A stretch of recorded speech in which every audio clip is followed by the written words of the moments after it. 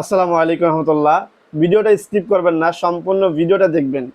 আপনাকে যদি আমি প্রশ্ন করি যে আপনার জীবনে সবচেয়ে গুরুত্বপূর্ণ জিনিসটা কি, আপনার উত্তর কি হবে আমি জানি না, তবে আমার উত্তরটা হবে সময়। কারণ আমাদের জীবনের সবচাইতে গুরুত্বপূর্ণ জিনিস হচ্ছে সময়, যা জীবন থেকে একবার যদি চলে যায় আর কখনো ফেরত আসে না।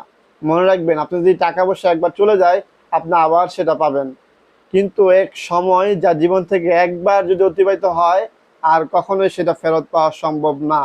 কিন্তু বড় আফসোসের বিষয় হচ্ছে আমরা এই সময়টাকেই অহেতুক অবহেলায় নষ্ট করে যাচ্ছি।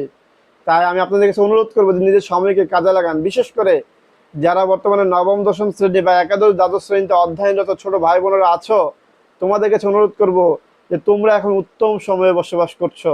এই সময়টা তোমাদের ভবিষ্যৎ গড়ার প্রাথমিক পর্যায়। এই সময়টাকে যদি প্রপারলি কাজে লাগাইতে পারো জীবনটা সুন্দর হবে, আর যদি প্রপারলি কাজে লাগাইতে না পারো তাহলে জীবনে দেখবা দুঃখ, কষ্ট, দুর্দশার অভাব হবে না। তাই আপনাদের কাছে অনুরোধ করবো যে এই সময়টাকে কাজে লাগান। আপনি প্রাতিষ্ঠানিক পড়াশোনা করছেন, পাশাপাশি আপনি একটা বিষয়ে দক্ষতা অর্জন করেন, আপনি একটা বিষয়ে স্কিল ডেভেলপ করেন, তাহলে আপনি আপনার ভবিষ্যতে প্রতিযোগিতা এগিয়ে থাকবেন। আর যদি না করেন তাহলে আপনি সর্বক্ষেত্রে পিছিয়ে থাকবেন। কারণ বর্তমান পৃথিবী হচ্ছে অনেক প্রতিযোগিতাপূর্ণ। এইখানে যদি আপনি টিকে থাকতে চান তাহলে আপনি সব দিক দিয়ে আপনাকে দক্ষ হইতে হবে। আপনি চাকরি করবেন, সেক্ষেত্রে আপনার চাকরির জন্য আপনি প্রস্তুতি নেন। যে চাকরিটা করতে চান জীবনে ওইটার জন্য দক্ষতা অর্জন করুন। আপনি যদি ব্যবসা করতে চান তাহলে ব্যবসার জন্য যে যে জ্ঞান দরকার হয় ওইটা অন্বেষণ করার চেষ্টা করুন, বিভিন্ন মার্কেটিং শেখার চেষ্টা করেন। তাহলে আপনি আপনার ব্যবসায় এগিয়ে থাকবেন। প্রত্যেকটা সেক্টরে এগিয়ে থাকার জন্য দক্ষতার বিকল্প কিছু নাই।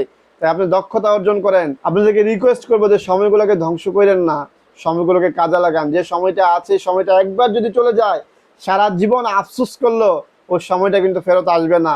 তাই এখনই নিজের সময়গুলোকে মূল্যায়ন করুন এবং প্রপারলি কাজ করুন। দেখবেন আপনার জীবনটা সুন্দর হবে, আপনার ভবিষ্যৎটা সুন্দর হবে। ভালো থাকবেন, সুস্থ থাকবেন। আল্লাহ হাফেজ।